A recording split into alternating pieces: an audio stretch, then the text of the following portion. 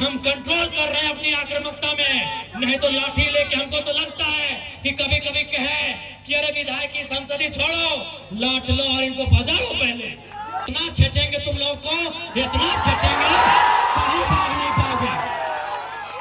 हाँ, बनाएंगे झारखंड को 1970-80 का झारखंड बनाएंगे, जब आप सब पेट में एक नंबर करते थे। बनाएंगे झारखंड को 1970-80 का झारखंड। हाँ, मैं याद है वो इतिहास कि एक ऑफिसर को हमारे बाप दादा ने पारसनाथ का ढोलकट्टा पहाड़ चढ़ाया था, वो साला आज तक नहीं मिला। कहाँ गए वो? नहीं जाओगे, नहीं निकलोगे बाहर, नहीं जाओगे। अरे तुम्हारी परछाई 24 घंटा साथ नहीं देती है। ये पुलिस का ठिकाना है? एकदम इस बार मुकाबला आर पार का होगा, क्योंकि हमने खून पी रहे हैं। साला झारखंड बनाने के बाद हम लोग खून पी रहे हैं, खून के आंसू रो रहे हैं। बेशरम प्रबंधन वालों, यहाँ दामाद बना के उनको रखे हो जिनका बाबूजी का एक बित्ता जमीन नहीं गया। तो बोल दे कि विधायक जी पब्लिकली बोल दीजिए तो हम बोल देंगे। मैं आपको बता रहा हूँ, इसी कोयला अंचल से हमारे नाम से 1.5 करोड़ का सुपारी दिया गया था, लेकिन जिसको दिया गया उस शूटर ने क्या कहा मालूम है? कि जयराम महतो में हम अपना बचपन देखते हैं, हम ये सुपारी नहीं लेंगे। ये इस विधायक की बोली ऐसी है। तुम करोड़ों का ठेका लेते हो, तुम अरबों का ठेका लेते हो, और हमारे लोग विदेशों में 12,000 की नौकरी के लिए मर जा रहे हैं। इसीलिए मेरा बोली है कि मार देंगे, फाड़ देंगे, और जरूरत पड़ा तो कबाड़ देंगे, झारखंड की धरती से कबाड़ देंगे। अब हम लोग गेट बंदी करने का काम करेंगे, और याद रखिए, गेट बंदी में अगर कोई लाठीचार्ज हुआ, अगर सीआईएसएफ ने लाठीचार्ज किया, झारखंड पुलिस ने लाठीचार्ज किया, तो हम सीआईएसएफ से झगड़ा नहीं करेंगे, हम झारखंड पुलिस से झगड़ा नहीं करेंगे। हम जो भी अफसर अब अंदर में बैठे हैं, बाहर अगर निकल गए तो खदेड़ के मार देंगे।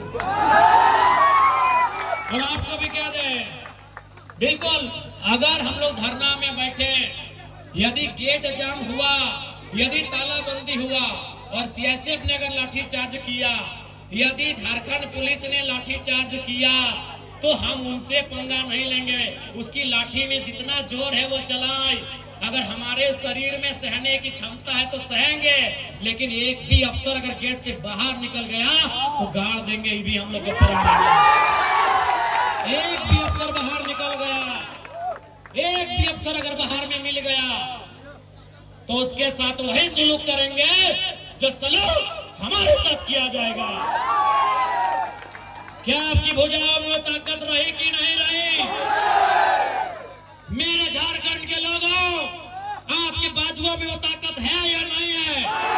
अगर है तो अपनी ताकत को आजमाइए, अपनी ताकत को परखिए, क्योंकि लड़ाई यार पार की है। अब हमें नहीं लगता है मांगने से अधिकार मिलेगा। अरे मांगने से मनचाहा भीख नहीं मिलता है, सवाल अधिकार का है। मांगने से मनचाहा भीख नहीं मिलता है, सवाल अधिकार का है। लड़ना होगा, भिड़ना होगा और सामने वाले को कबाड़ना होगा। अगर मेरा बात भड़काऊ लगे तो मेरा साथ छोड़ दीजिए, मुझे कोई हक नहीं आपको भड़काने का। लेकिन अगर मेरा बात जेन्युइन लगे कि आज झारखंड में कोई मर्द का बच्चा है, कोई माई का लाल है, वो जयराम महतो है, जो कहता है सीना ठोक के कहता है और सही कहता है। क्योंकि मैं भी मानता हूं, मार देंगे, गाड़ देंगे, ये एक सभ्य भाषा नहीं है। मैं मीडिया बंधुओं में मानता हूं, मैं स्वीकार करता हूं, ये एक विधायक की भाषा नहीं है, एक पढ़े लिखे नौजवान की भाषा बिल्कुल नहीं है कि मार देंगे, गाड़ देंगे, नहीं है ये भाषा। लेकिन कहावत है ना कि मरता क्या नहीं करता। आज मेरे लोग दुबई में मर रहे हैं, आज मेरे लोग नाइजर में मर रहे हैं, आज मेरे लोग सऊदी में मर रहे हैं, आज मेरे लोग मलेशिया में मर रहे हैं, आज मेरे लोग सिंगापुर में मर रहे हैं, आज मेरे लोग देश विदेश में मर रहे हैं। इसलिए एक विधायक होने के बाद भी मेरी आवाज ये निकल रही है कि मार देंगे, गाड़ देंगे और जरूरत पड़े तो फाड़ देंगे। ये खुशी में नहीं बोल रहे हैं, ये मजबूरी में मेरी बोली है। मैं मानता हूं ये एक विधायक को कतई शोभा नहीं देता है, एक विधायक की बोली नहीं होनी चाहिए ऐसी। लेकिन क्या करे, क्या करे, अंदर से खून खौल रहा है, हमारे भाषा में बोलते हैं कि बिसाए के लिए, तिताए के लिए, तब जाके ये बोली निकल रहा है। और क्यों नहीं निकलेगा? 20 साल का नौजवान, 25 साल का नौजवान 12,000 15,000 की नौकरी के लिए विदेश जा रहा है और मर जा रहा है।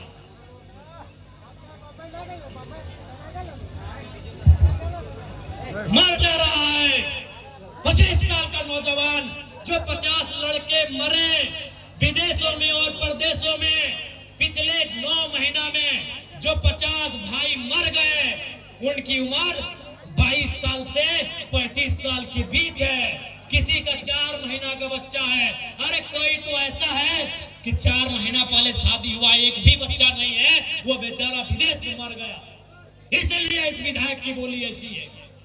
तुम करोड़ों का ठेका लेते हो, तुम अरबों का ठेका लेते हो, और हमारे लोग विदेशों में 12,000 की नौकरी के लिए मर जा रहे हैं। इसीलिए मेरा बोली है कि मार देंगे, फाड़ देंगे, और जरूरत पड़ा तो कबाड़ देंगे, झारखंड की धरती से कबाड़ देंगे। क्योंकि तुम निर्दयी हो, तुम निर्दयी हो, तुम बेरहम हो। तुम्हें दिखाई नहीं देता विस्थापितों का दर्द, तुम्हें सुनाई नहीं देता है छोटे छोटे बच्चों की चीख। तुम बेरहम हो। हम विधायक इसलिए गाली में कंट्रोल कर रहे हैं, नहीं तो आज तुम्हें दिखाई नहीं देता है रेतों की पीड़ा, इनका आंसू, इनका तकलीफ। आज रेतों के बच्चे परदेशों में हैं, विस्थापितों के बच्चे विदेशों में हैं, और क्या 12,000 15,000 की नौकरी के लिए मर जा रहे, बुरी तरह मर जा रहे हैं। शरीर देखने लायक नहीं होता है जब वो आता है। मां इनकार कर देती है हल्दी देने से। अरे मरने के बाद हमारा नियम है हल्दी देना, मां इनकार कर देती है, हल्दी नहीं देंगे बॉडी में।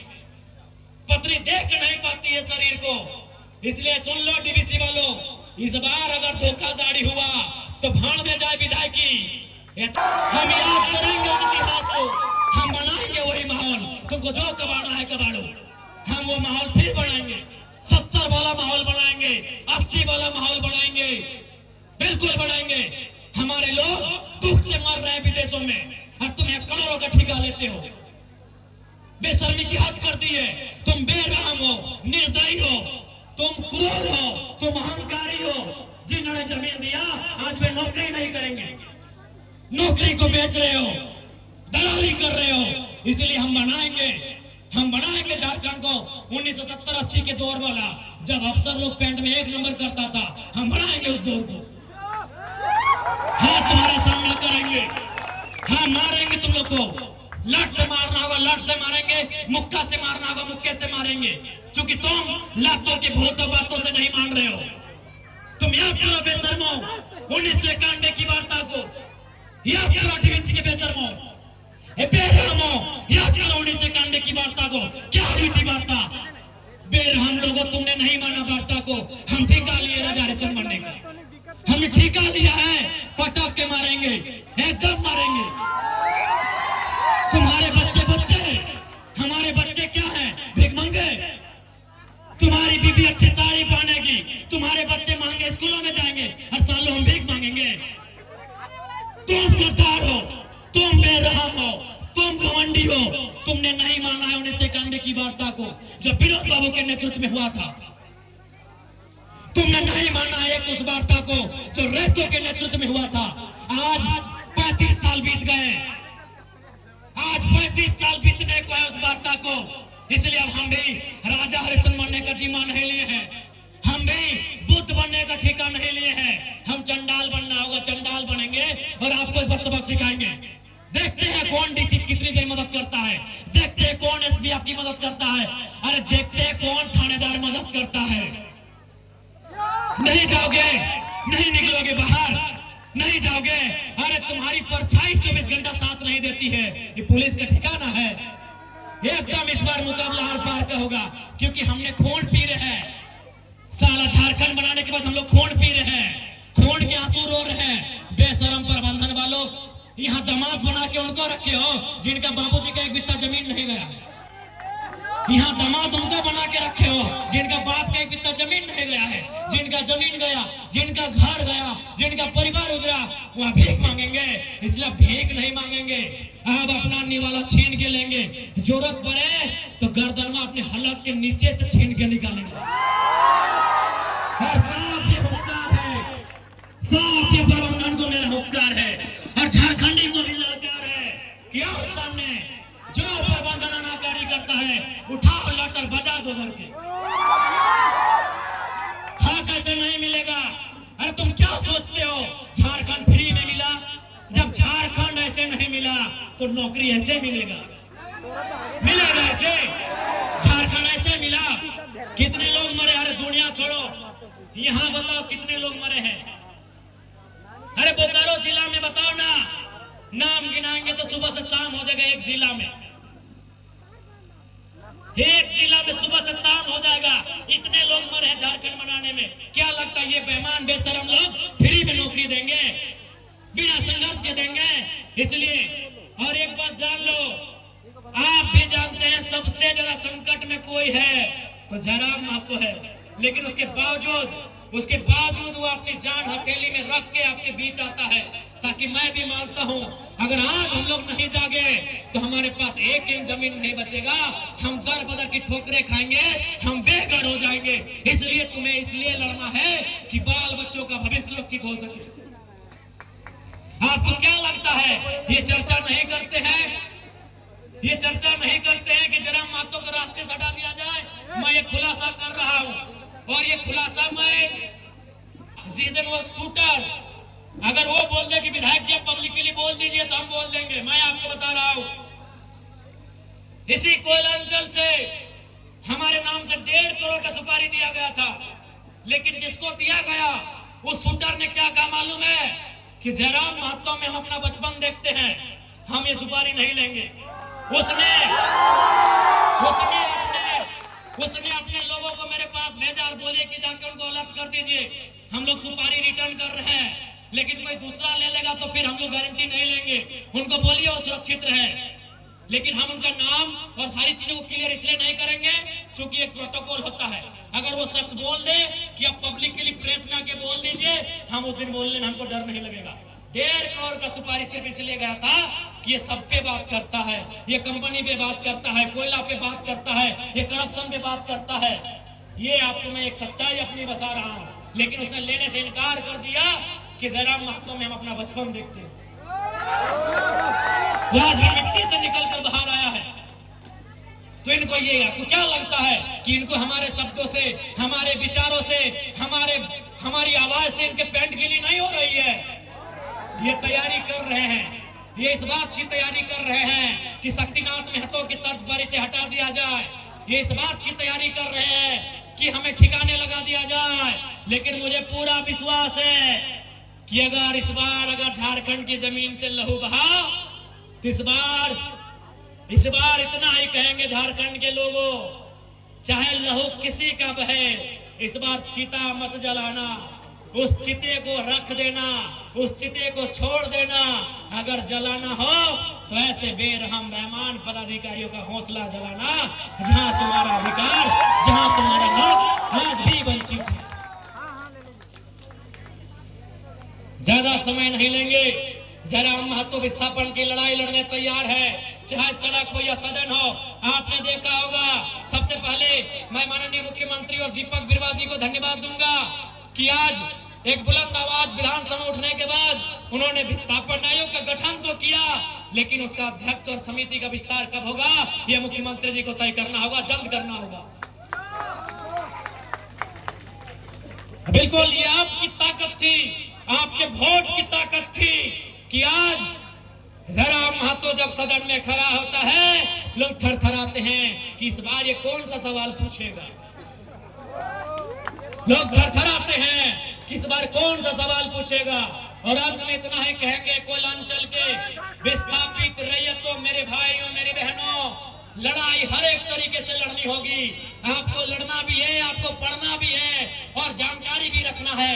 विनोद बाबू लड़े क्योंकि वह वकील थे, जयपाल सिंह मुंडा लड़े वो विदेश से पढ़ के आए थे। अरे भारत की आजादी को पढ़िए ना, Gandhi barrister, Nehru barrister, Patel barrister, Netaji Subhash Chandra Bose ICC में टॉप करने वाले। आईसीएस मतलब जिस समय होता यूपीएससी, उस समय आईसीएस था, Indian civil service. Netaji Subhash Chandra Bose कौन थे? इंडियन सिविल सर्विस का एग्जाम को पास करने वाले थे, यानी उस समय के कलेक्टर बनने वाले थे नेताजी बोस। गांधी कौन थे? Who was Gandhi? Who was Ambedkar? Barrister. आप जितने बड़े क्रांतिकारी नेताओं का नाम लेंगे आपको पता चलेगा बहुत पढ़े लिखे थे। Gandhi was a barrister, Ambedkar was a barrister, Nehru was a barrister, Patel was a barrister, सभी पढ़े लिखे लोग थे। और नेताजी उस समय के डीसी मान लीजिए ना, आज के डीसी, आज जो डीसी का है वही नेताजी बोस को मान लीजिए, उस परीक्षा को पास करने वाले नेताजी। इसलिए पढ़ना भी होगा, तुम्हें जानना भी होगा, तुम्हें अध्ययन करना होगा, तभी इस लड़ाई को सार्थक कर पाएंगे। क्योंकि रात हो जाएगी और हमको भी लगता है कि बात करने से तो रात और फिर सुबह हो जाएगी, लेकिन फिर आपको घर जाना है। और मैं प्रबंधन को साफ कह दूंगा, अगली लड़ाई के लिए तैयार है, अगली बार गेट बंदी तालाबंदी के लिए तैयार है। अगर आपकी तरफ से अनहोनी हुई तो अनहोनी का उत्तर अनहोनी से दिया जाएगा, अनहोनी का उत्तर अनहोनी से। तो पुनः ज्यादा समय नहीं लेंगे, पुनः मैं सबको यही कहूंगा, लड़ाई के लिए तैयार रहें, अपने हक की आवाज के लिए तैयार रहें। अब आमना सामना होगा, लड़ाई यार पार की होगी, इस बात के लिए आप तैयार रहेंगे।